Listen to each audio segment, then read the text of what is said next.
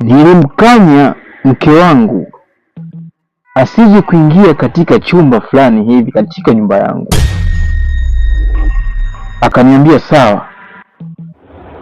Lakini kuna siku moja nimeingia katika chumba changu cha siri.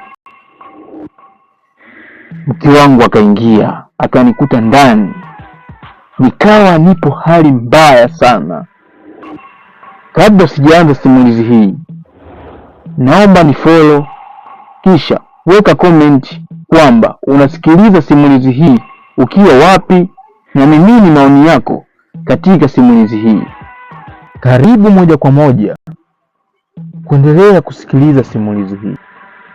Siku moja hivi niliambiwa na mke wangu kwamba hivi wewe ni mwanaume gani usiokuwa na pesa?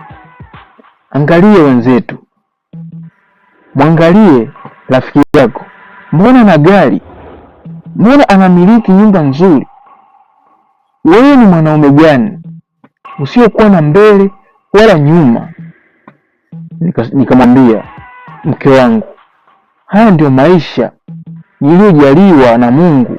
Akasema hapana, lazima ufikirie juu yangu mimi sio mwanamke wa kukaa hivi hivi.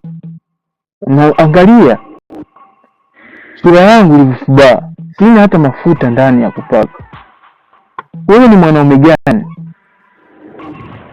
Nikakaa nikafikiria, kwa nini naambiwa hivi na mwanamke, na mimi hali ya kuwa ni mwanaume?